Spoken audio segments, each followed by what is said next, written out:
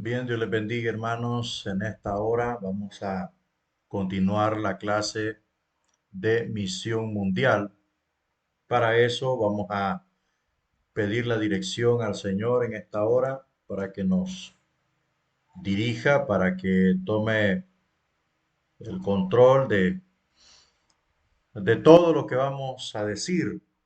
Hoy nos toca ver la lección número 4. Oremos. Padre, te damos las gracias en esta hora. Alabamos y bendecimos tu santo nombre. Nos rendimos ante ti, Señor, para suplicar gracia, misericordia y así, Señor, mi Dios, poder brindar una vez más una clase de este instituto bíblico. Te ruego, Padre Santo, que nos des la fuerza, nos des la inspiración, la iluminación, Señor, para que podamos abordar este material y así ser de edificación para cada uno de los alumnos que están llevando este curso. Padre, danos la fuerza en el nombre de Cristo Jesús. Amén y amén.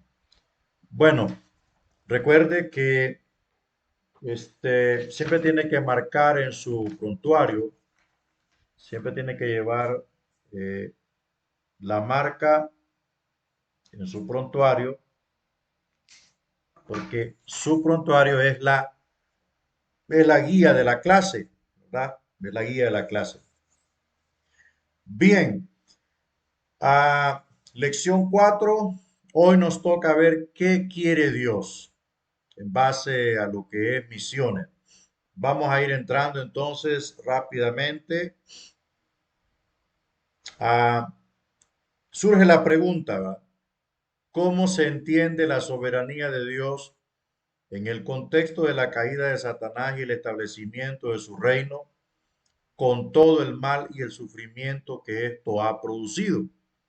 Vamos a ver cómo se entiende esto de la soberanía de Dios. Vamos a la respuesta. Primero que nada, Dios es soberano. No ha perdido control de su soberanía o sería menos que Dios. O sea, independientemente de todas las cosas que han pasado, Dios sigue siendo soberano. Nadie ha usurpado su autoridad, ni su posición, ni mucho menos su poder. Él es soberano. Él hace las cosas como Él dice, según su naturaleza, por supuesto, y sin pedirle permiso a nadie. Eso es parte de su soberanía. Entonces, no ha perdido control de su soberanía o sería menos que Dios, pero sí funciona acerca de principios y fundamentos que Él establece y las cuales Él no refuta. Él dio el poder a Satanás y el libre albedrío para que lo sirva por amor, no como un maniquí. Satanás eligió establecer su reino falso con el poder y la autoridad que Dios le dio. Al rebelarse, perdió la autoridad, pero no el poder. A pesar de todo el mal y el sufrimiento que su rebelión ha producido, Dios lo utiliza para sus propósitos.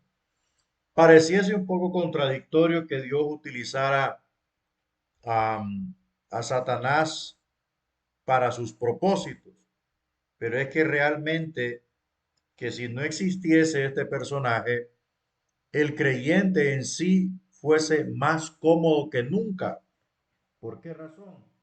Porque no habría quien dificulte las cosas, no habría quien estorbe nuestro camino, no habría quien nos hiciese la contra. Al permitir el Señor que el enemigo haga batalla contra la iglesia, es para perfeccionar su poder, es para glorificarse en él mismo y de paso darle poder a la iglesia para vencer todas las acechanzas, todas las estrategias y todas las batallas que el enemigo levanta contra la iglesia. Si Dios no fuese soberano, entonces la iglesia estuviese más que perdida. Si Dios no fuera soberano, todo estaría prácticamente sin rumbo.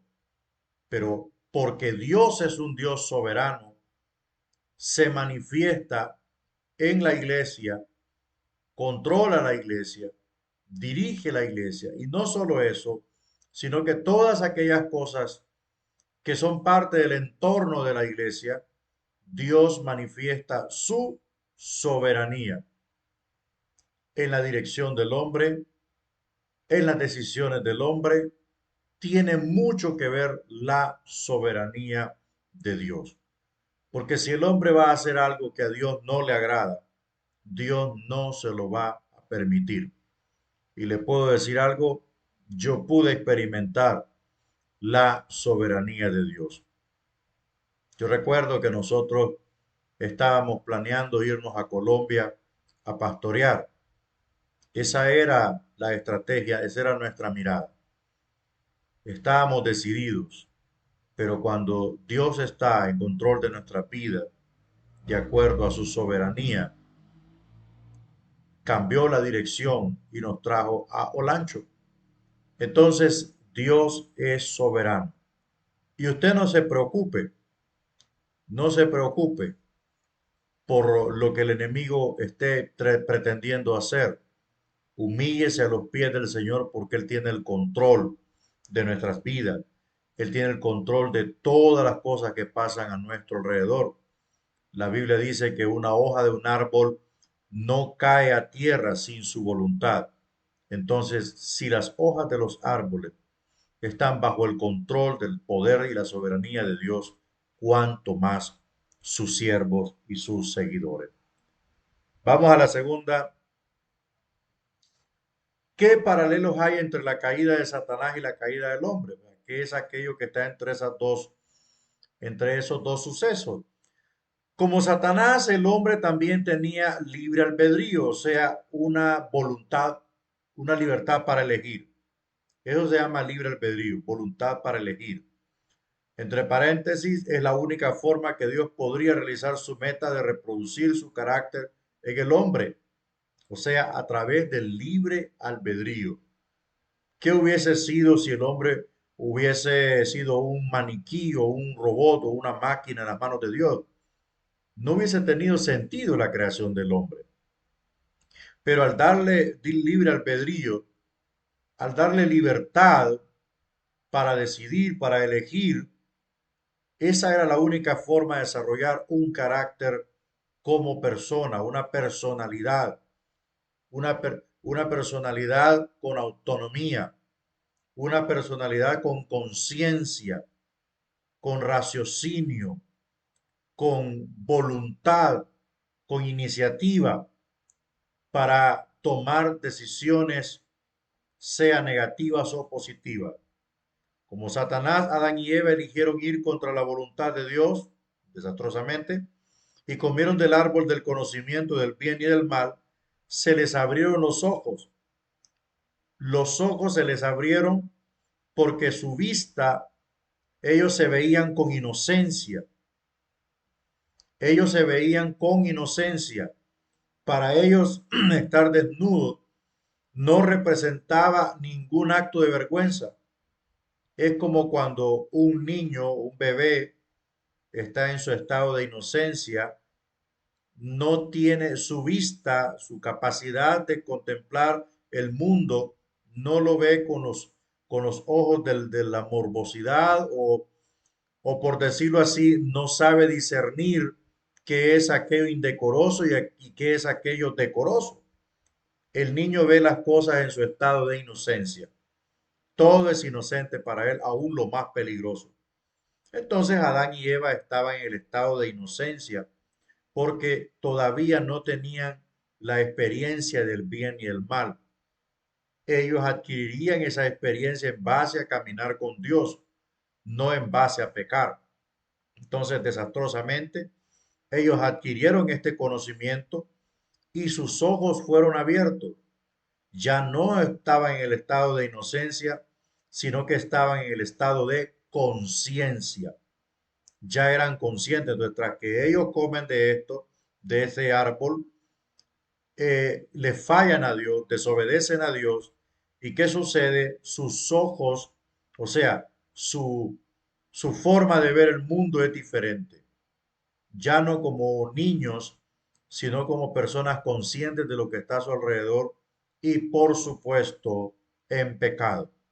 Por eso, cuando se vieron desnudos, se sintieron avergonzados ambos y tuvieron que hacer vestimentas de hojas de árboles para poderse tapar sus vergüenzas. Se les abrieron los ojos, sí, pero mire las consecuencias, perdieron la vida eterna.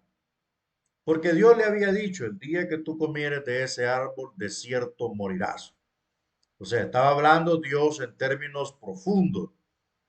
De cierto morirás, la muerte no solo vendría a la parte física del hombre, sino también era una, era una, era una muerte que lo sacaba prácticamente del estado eterno, porque Dios creó al hombre para que fuese eterno, por eso le dio opción de comer del árbol de la vida. Ese árbol de la vida le proporcionaría, le daría al hombre los nutrientes necesarios para darle vida prolongada. O sea que si Adán no hubiese comido de ese árbol, todavía Adán estuviese vivo. 6000 años después, Adán estuviese vivo y no estuviese anciano ni viejo, porque todas esas cosas entraron a raíz de la desobediencia. Entonces, su estado de, su estado de poder vivir una vida eterna, ¿verdad? Se prácticamente se acabó. Dios lo sacó del Edén y puso un ángel para proteger el árbol de la vida, porque imagínese usted si Adán en estado de pecado, ¿verdad? Hubiese comido el árbol de la vida, entonces el hombre se hubiese apropiado de la vida eterna y nada más que en pecado. Y eso hubiese sido un enorme problema para la humanidad. Bueno, entonces podemos ver aquí, hermanos, que la desobediencia trae consecuencias terribles. Ellos perdieron la vida eterna y como Satanás estaban condenados a la muerte eterna. Porque toda alma que pecare, dice el Señor, entonces será destituida de la gloria de Dios y será desarraigada o condenada. Entonces, ese es el paralelo que existe entre ellos dos, entre la caída de Lucifer y la caída del hombre. Ese es el paralelo que existe, o sea, es el común entre ellos dos. Ambos, ambos están condenados a la muerte eterna. Bien, vamos avanzando entonces a la pregunta número 3. ¿Cuál es el doble problema en el cual Dios se encuentra? La rebelión de Satanás provoca la necesidad de restaurar su reino. O sea, Satanás se rebeló, desobedeció el llamado de Dios, desobedeció la ordenanza de Dios, renunció y rechazó todo a lo cual Dios, para lo cual Dios lo creó, rechazó todo eso y decidió, claro, tenía libertad propia, decidió formar su propio reino. Entonces, ante este problema, prácticamente surgió un gran problema para Dios. ¿Por qué? Porque Satanás arrastró la tercera parte de los ángeles del cielo y los puso bajo su mando y no eran pocos, eran incontables. Entonces, ¿qué significa esto? Que él organizó un reino de tinieblas, un reino contra todo lo que se llama Dios. Y en la rebelión del hombre, o sea, el segundo problema es la rebelión del hombre provoca la necesidad de establecer un medio de rescatarlo. Al formular un plan, Dios posterga el castigo que tanto Satanás como el hombre merecen. O sea, el asunto aquí es que el enemigo se rebeló, fue expulsado del cielo, formó su reino acá y déjeme decirle que es un reino que funciona como un reloj suizo, ¿verdad? A la perfección, y todo aquel que no encaje en esa organización tendrá serios problemas. Él no admite fallos. Entonces, es un reino bien organizado cuya meta y propósito es buscar la exaltación de Lucifer y derrumbar todo lo que Dios haga. A esto se le añade que el hombre también se rebeló contra él, desobedeció a su mandato, y el problema es que el hombre moriría en pecado. Entonces vino inmediatamente y empezó Dios a trabajar en el plan de rescate para el ser humano. ¿Por qué? Porque Dios sabía que el ser humano llenaría la tierra en población y que si él no formaba un plan o no tenía un plan B de rescate, entonces la humanidad entera se perdería en el fuego del infierno. Gracias a Dios que él lo sabía todo y ya estaba listo y preparado, y Cristo, el Señor, vino a morir por los seres humanos para cambiar el destino de esa sentencia, aunque la sentencia está firme. O sea, la sentencia no ha cambiado. La sentencia está firme. La condena está firme. O sea, eso lo único que ha cambiado es la ruta. Es la ruta, porque antes de Cristo los hombres estaban muriendo y muriendo y se iban sin perdón, se iban sin justificación hasta que luego aparece la ley y Dios empieza a crear un mecanismo para que el pueblo de Israel se encuentre con Dios y no perezca, y todos aquellos que cumplieron la ley pues alcanzaron la gracia, alcanzaron el perdón y la justificación de sus pecados. Entonces, pero ¿qué sucede? Sucede que la sentencia sigue allí. Ahora tenemos otra ruta para evitar enfrentarnos a la sentencia final y poder alcanzar la salvación en Cristo Jesús. Por eso es que este enfoque de esta clase de misión mundial nos lleva a considerar todos los tópicos que ocurrieron, que están en la Biblia, que fueron las cosas que ocurrieron, de dónde viene realmente el origen del pecado del hombre, cómo sucedió todo en el inicio, qué es lo que ha estado haciendo Dios para rescatar al hombre, y nos podemos ver que Dios desde el principio está buscando al hombre para poderlo salvar, porque la sentencia está firme y el lugar de tormento es un lugar totalmente escalofriante, tenebroso, asqueroso, infernal, interminable, no hay descanso, es totalmente inhumano, horrible. ¿Cómo demuestran la muerte y resurrección de Cristo un enfrentamiento cabal al doble problema que Dios está enfrentando? Bueno, por su muerte y resurrección Cristo paga el precio por la redención del hombre. Cristo paga el precio por la redención del hombre y a la vez le da el golpe mortal a Satanás. Da respuesta y resolución a los dos problemas con un solo acto. El problema de la desobediencia del hombre es que se desencadena en el infierno, ¿no? Pero con la muerte y resurrección de Cristo es un antes y un después para la realidad humana. Todos aquellos que mueren en Cristo tienen la esperanza de resucitar. Ahora, con la muerte y resurrección de Cristo, Dios le da poder al creyente para vencer para vencer el poder de Satanás, porque Cristo lo venció. Cristo lo venció. Entonces, como dijo el apóstol Pablo en el libro 2 de Corintios,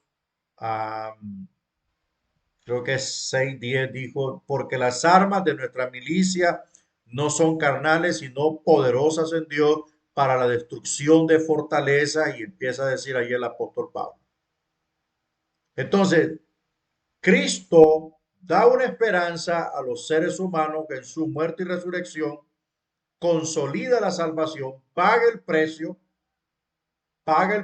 cambia la ruta del camino del hombre, y ahora hay dos caminos: el camino que va derecho al infierno y el camino que nos lleva a la vida eterna, al cielo, a través de su muerte y resurrección. Entonces, el que decide ir por ese camino, el que tome esa decisión, entra a esperanza, como dice el texto, creo en Juan 5:24, que dice, ya el que viene a mí ya no pertenece a la muerte, sino que ha pasado, perdón, de muerte a vida. Entonces, eh, una cosa es importante. El creyente entra a esperanza y salvación por la fe en Cristo y recibe poder y autoridad para vencer al pecado y al poder de Satanás. Entonces, en un solo acto de muerte y resurrección, el Señor mata a dos pájaros de un tiro.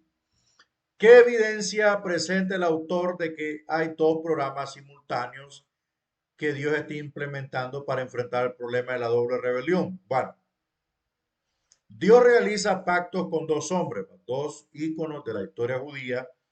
Uno es el gran patriarca, el padre Abraham, el padre de toda la fe, el padre de la fe, ¿verdad? Considerado amigo de Dios, ¿verdad? Considerado amigo de Dios. Entonces, ¿qué sucede? A través de los pactos con Abraham, Dios comienza a establecer una relación con un hombre para posteriormente dejar esta relación con un hombre y trabajar con una nación sobre la plataforma y sobre la base de un pacto, ¿verdad? Sobre la base de un pacto que sería la plataforma de todos los pactos. El pacto abrámico es el support, por decirlo así, del pacto davídico, del pacto mosaico, del pacto palestino, del nuevo pacto. ¿Ok? Entonces, este pacto abrámico contiene todo lo que se necesita para que se desencadene todos los demás pactos. Entonces, Dios trata con Abraham para consolidar una nación de donde vendría el redentor de la humanidad, porque es el hilo ideal y principal de Dios es ese, a través de un linaje de sangre, traer al redentor. Pero cuando hace el pacto con David, su programa de restauración, o sea, el pacto con David es consolidar el trono del rey que viene, ¿verdad? Entonces, cuando vemos nosotros, por ejemplo, una de las cosas importantes que vamos a aprender en exégesis es acerca de los símbolos.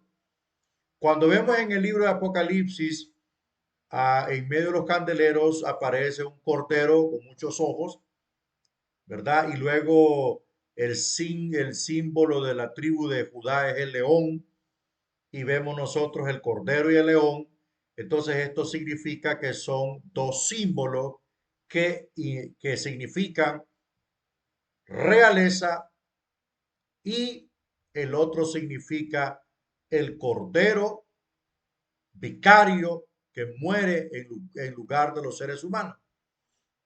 Entonces, esto estaba contenido dentro de la ley de Moisés. El cordero de un año moriría un cordero en el año en nombre de Israel, que ese es el día de la expiación. Entonces, eso tipificaba, ese cordero en la ley de Moisés, era un tipo de Cristo. O sea, ese cordero tipificaba lo que vendría a ser el Mesías, un, un- una persona santo, ah, que no se halló engaño en él, etcétera, etcétera.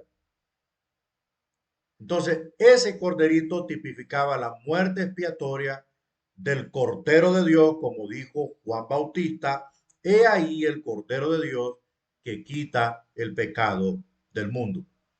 Entonces, los pactos con Abraham, llamado el pacto abrahámico, cuya señal era la circuncisión, y el pacto davídico, cuya señal era el hijo, ¿verdad? Que se sentaría en el trono de David para siempre.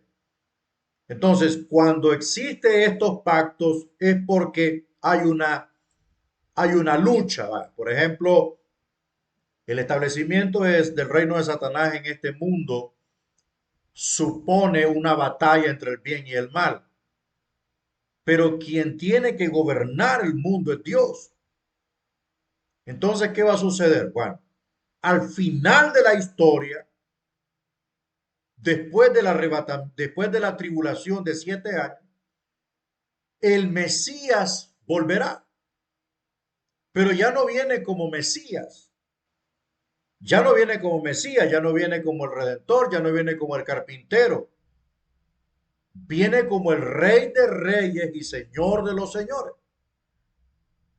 Y viene a establecer el reino milenial cuya capital será Jerusalén y cuyo trono será el trono de David. Entonces, allí se cumple la promesa y se cumple la señal del pacto davídico que Dios pondría un descendiente de David en su trono para siempre. Lo que muchos líderes políticos han querido alcanzar, por ejemplo, Adolfo Hitler, cuando empezó su imperio en 1939, vamos a ver, no, 1933 llegó Adolfo Hitler al poder en Alemania, en 1934 gana la presidencia y desde ahí ese hombre empieza a construir, según su ideología, un imperio de 1000 años. Eso era imposible. Eso era imposible. Ese ha sido el ideal de todos los grandes monarcas y dictadores del mundo. ¿Quién podrá alcanzar un imperio de 1000 años? Nadie. El único que lo podrá establecer, el único que lo podrá establecer se llama Jesucristo, que gobernará la tierra 1000 años. En esos 1000 años, Israel será cabeza de naciones. En esos 1000 años, David será príncipe de Jehová entre su pueblo. En esos 1000 años, los judíos serán siervos del rey y alabarán y bendecirán al Mesías, al Cristo de la gloria, 1000 años. La tierra será un paraíso glorioso. La tierra quedará suspendida la maldición del pecado y el rey estará reinando en la tierra y todas las naciones que empiecen a restaurarse, a multiplicarse, porque va a haber una despoblación global en la segunda parte de la tribulación hacia el año séptimo, habrá una despoblación mundial a causa de los terribles juicios y de las grandes guerras terribles que se van a desatar. Morirán miles de millones de personas. Entonces, hacia el final de la tribulación, los que queden y sean aptos para ingresar al milenio, que el Señor los va a clasificar, según Mateo, allí en la Biblia, entonces comenzará la repoblación del mundo. Imagínese usted, no va a haber muerte, no va a haber enfermedades, no va a haber COVID, no va a haber ninguna pandemia, no va a haber ni viruela, ni polio, ni gripe, ni cáncer, ni nada. El hombre que muera de 120 años será considerado un maldito. porque pudiendo vivir 1000 años, la contaminación del mundo quedará stop, porque el rey pondrá sus pies aquí en la tierra. Y el momento que él pone sus pies en el monte de los olivos, de donde él ascendió, la maldición de la tierra queda eliminada y la tierra vuelve a su estado original del tiempo de Adán. Por eso la Biblia dice que la tierra gime por la manifestación de los hijos de Dios. Bueno, ya me metí a escatología, perdóneme. Volvemos al tema. ¿Qué es el medio fundamental que Dios ejerce en el cumplimiento de sus propósitos? Bueno, el medio fundamental es su amor redentor, no su poder soberano. O sea, lo que movió a Dios a hacerlo todo, lo que mueve a Dios a hacerlo todo es el amor. Y yo aprovecho para decirle esto. Si usted es siervo de Dios, usted sirve al Señor en cualquier área, en su ministerio, donde sea, recuerde, todo lo que hacemos lo hacemos porque Dios nos ama. No somos buenos, hermano. Es Dios, es su amor, es su gracia que funciona en nosotros. Si Dios nos quita su gracia y su amor, somos peor que nada, hermano. Somos peor que nada. Entonces es el amor de Dios el que mueve, lo mueve para cumplir sus propósitos porque nos ama. ¿Qué evidencia hay en estos capítulos de que la rebelión está bien arraigada en el corazón del hombre? Bueno, según Génesis 6, que el pensamiento del hombre era continuamente de hacer el mal. Ese era el pensamiento del hombre. Continuamente hacer el mal. Estaba degenerado. Según Génesis 6:12, que incluso lo analizamos en hermenéutica, ahí usted puede ver que miró Dios la tierra y vio que el camino del hombre era continuamente pecar, estaba contaminada por el pecado y determinó el Señor mandar el diluvio. Si el hombre hubiese tenido éxito en hacerse un nombre, así como pensaban los de los Nimrod, ¿verdad? Tal vez hubiera rechazado aún más la oferta redentora de Dios. E incluso con esa actitud de rebelión hubiera sido más difícil todavía quebrar su autosuficiencia. ¿En qué medida el esparcimiento de las naciones es una ayuda para el plan de Dios? ¿Cómo dificulta la obra misionera? Vamos a darle una respuesta a esto porque es muy grande. Lo hace más fácil en que una humanidad fragmentada no puede hacer un frente unido a los propósitos de Dios. O sea, una humanidad fragmentada no puede hacer un frente, o sea, un solo bloque contra los propósitos de Dios. Y por otro lado, dificulta porque hay miles de idiomas, miles de sociedades, miles de culturas que introducen barreras a la obra misionera. En conclusión, le puedo decir de esto, Dios lo que quiere, Dios lo que quiere es que oremos para que haya más traductores de la Biblia. Oremos para que Dios levante más misioneros. Oremos para que la iglesia entre en conciencia misionera. Oremos para que haya más pasión misionera y este evangelio pueda ser llevado a las naciones. Bien, bueno, vamos a,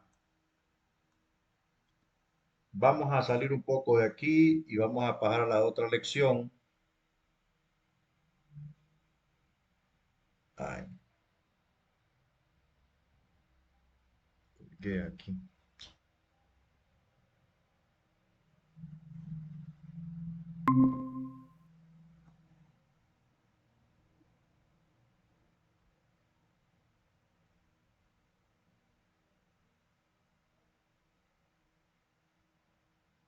Vamos a buscar la lección. Vamos a la lección 5.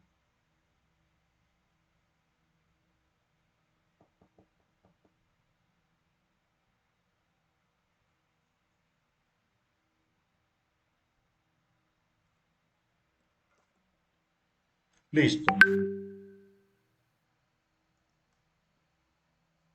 Bien, lección 5. Vamos a ver ahora la responsabilidad de Israel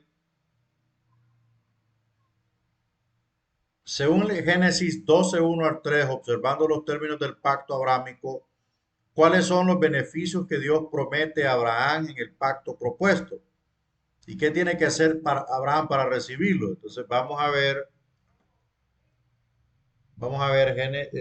Génesis 12, vamos a ver Génesis 12, ahí está. Pero Jehová había dicho a Abraham, vete de tu tierra y de tu parentela y de la casa de tu padre a la tierra que te mostraré, y haré de ti una nación grande y te bendeciré y engrandeceré tu nombre y será bendición. Bendeciré a los que te bendijeren y a los que te maldijeren maldeciré, y serán benditas en todas las familias de la tierra. Entonces la condición de Dios era, vete de la casa de tu padre, a la tierra que te mostraré. Vamos a ver la respuesta. Bueno, le ofrece renombre, riquezas, protección de sus enemigos, pero el fin es que sea de bendición a todas las familias de la tierra. Y su primer paso para implementar el proceso era dejar la tierra de sus familias para ir a otra tierra que Dios le mostraría. Eso significaba mucho, significaba un gran paso de fe. O sea, era un desafío muy grande um, para Abraham. ¿Por qué era un desafío grande? Bueno, imagínese que Dios le diga, deja tu familia, deja todo lo que tienes allí, toda tu herencia, todas tus pertenencias, lo que has construido por años, dejarlo allí. Es un desafío. Pero cuando Dios tiene un propósito para el hombre, todo lo que el hombre deje por causa de él, él lo devuelve 10 veces más. Pero nuestra fe está siendo desafiada. Entonces, es una responsabilidad prácticamente. Cuando Dios trata con nosotros, nos volvemos responsables. ¿No? En cierta ocasión decía yo, Dios no tiene consentidos en su reino, en su iglesia. Dios no tiene ningún consentido. Se agrada más de uno que de otro, claro. Sí, pues eso es obvio. El hijo que más agrada a su padre, ese agrada más el corazón de su padre. El padre se siente agradado. Y hay hijos que lo deshonran, eso no podemos evitarlo. Pero con sentidos ninguno. Nos volvemos responsables. Abraham era responsable de cumplir el mandato de Dios. Y el primero era, deja la tierra de tu padre. Aléjate, lo que yo voy a hacer contigo, no los necesito a ellos, yo te necesito a ti. Somos importantes en las manos de Dios. Somos importantes en el plan de Dios, que no nos quepa la menor duda. Somos únicos. Cada uno de nosotros tiene un poco de la gracia de Dios para servirle. Por tanto, nos vuelve responsables. ¿Por qué deducimos que el pacto abrámico sigue vigente aún para nosotros como descendientes espirituales de Abraham? Porque traza el acuerdo varias veces, primero a los descendientes directos de Abraham, luego al pueblo de Israel, y por implicancia, o sea, implícitamente, a nosotros por ser rama injertada en el olivo. El apóstol Pablo enseña mucho esto en la carta a los romanos acerca de la justicia de Dios. O sea, Dios quiso salvar a los gentiles y no solamente a Israel.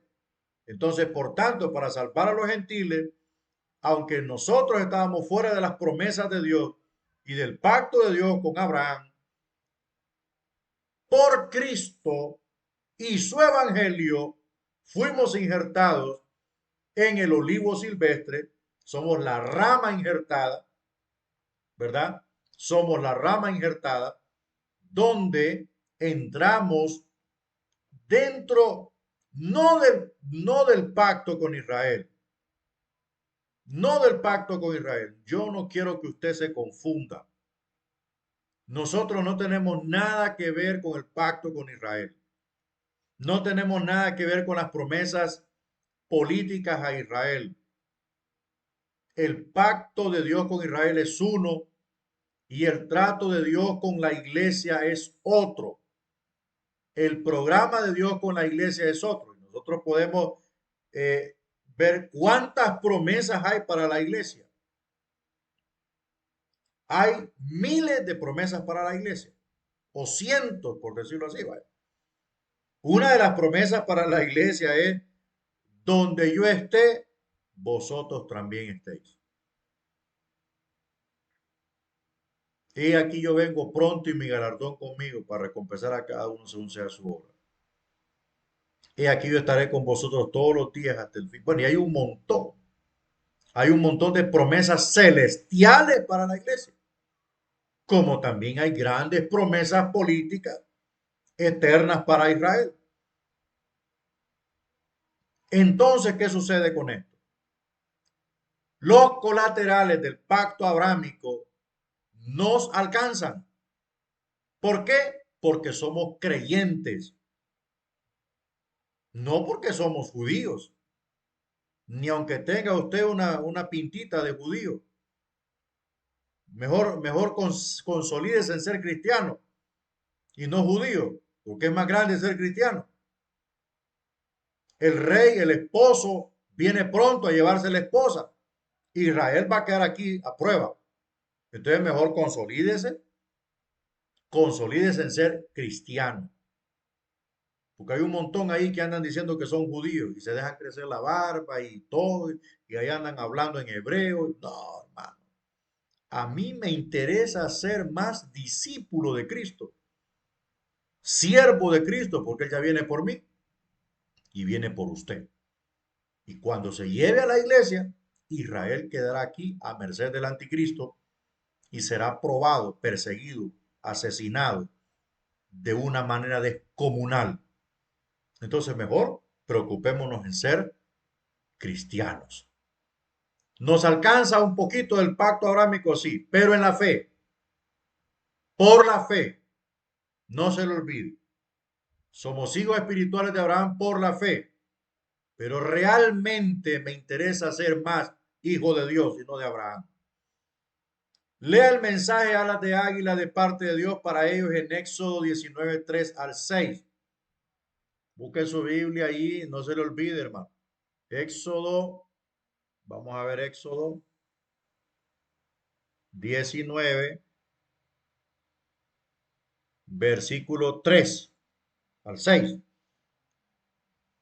Y Moisés subió a Dios y Jehová lo llamó desde el monte diciendo, así dirás a la casa de Jacob y anunciarás a los hijos de Israel, vosotros visteis lo que hice a los egipcios y cómo os tomé sobre las alas de águilas, sobre alas de águilas, y os he traído a mí.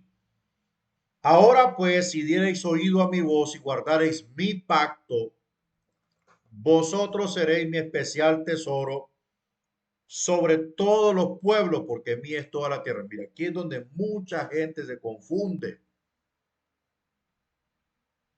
Mucha gente está enredada con esto.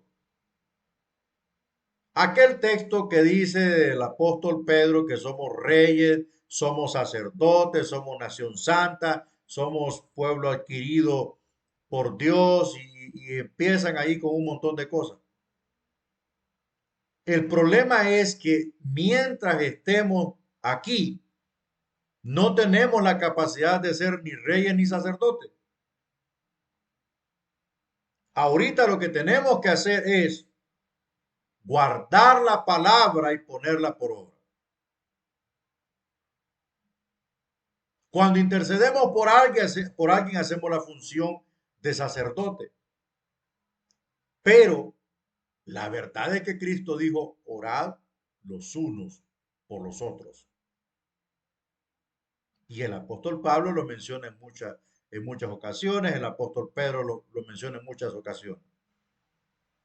Cuando Pedro habla del distintivo, somos nación santa, somos reyes y sacerdotes y todo eso, está hablando desde la óptica de la coronación, desde la premiación que Dios dará a cada quien según se haya desenvuelto en la obra de Dios.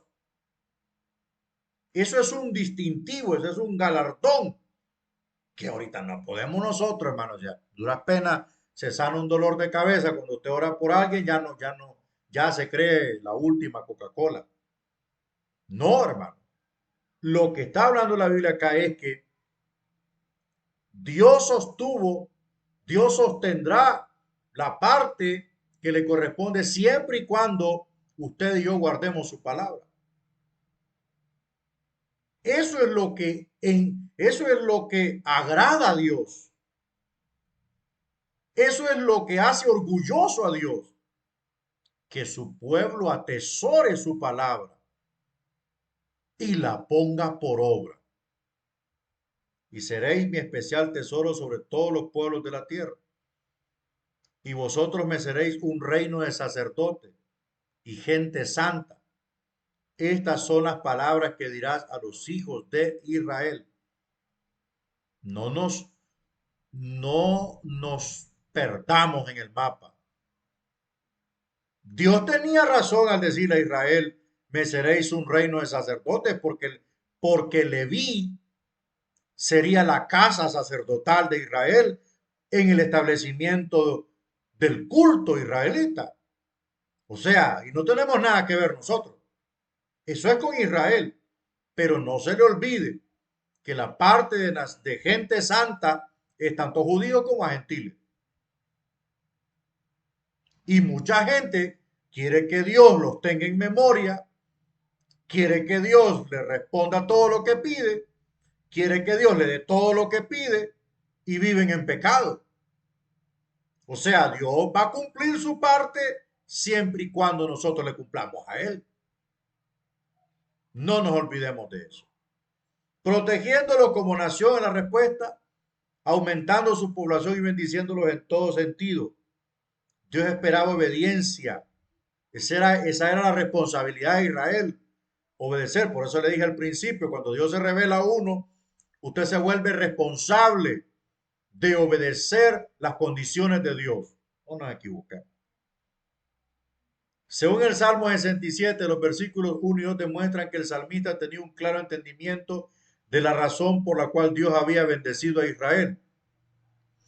Exponga esta razón con sus propias palabras. Bueno, según el Salmo, vamos a ver qué dice el Salmo. Vamos a ver. Salmo 67. Dios tenga misericordia de nosotros y nos bendiga. Haga resplandecer su rostro sobre nosotros, para que sea conocido en la tierra tu camino, en todas las naciones tu salvación. Entonces, para que las naciones alaben y que fuera conocida la tierra su salvación. O sea, desde el principio, Dios quiso que Israel llevase este conocimiento que estaba recibiendo a las naciones para que las naciones abandonaran el paganismo. Ese era el propósito de Dios. David tenía claro eso. David tenía claro que Dios había bendecido a Israel con todo esto. La revelación, su presencia, su palabra, sus proezas, sus maravillas. O sea, David estaba claro en esto. Y esto tenía que canalizarlo Israel a las naciones para alumbrarlas con el conocimiento de la ley. Y que estas naciones dejaran el paganismo, pero no fue así. Israel no fue una nación responsable, fue una nación totalmente racista, étnica. Según los versículos 3 y 5, ¿por qué los pueblos deben alabar a Dios? Porque Dios juzga con justicia y guía a las naciones que se someten a él. Bueno, ¿cómo las naciones se iban a someter a Dios? Cuál era el mecanismo? La ley. La ley. La ley era el mecanismo. Por eso es que Dios quería que Israel hablara a las naciones, para que ellos tuviesen conocimiento de la ley de Dios, sus demandas, sus exigencias,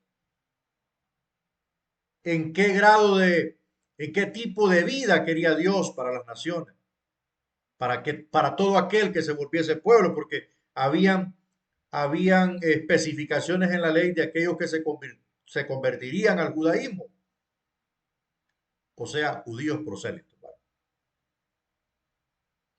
Porque Dios es un Dios justo. Dios es un Dios justo. Bueno, aquí seguimos viendo. Lea los siguientes pasajes: Primera de Reyes 8, 41 y 43, Primera de Reyes 8, 54, 61, Primero de Reyes 10, 1, 9, Isaías 56, 6, 8. ¿Cuáles fueron los propósitos más importantes del templo? Bueno, que sea un lugar de oración para los que vinieran de otras naciones a buscar a Dios. Que las naciones supieran que hay un solo Dios, para que las naciones conozcan las proezas de Dios y lo alaben, para que el templo se conozca como casa de oración para todas las naciones.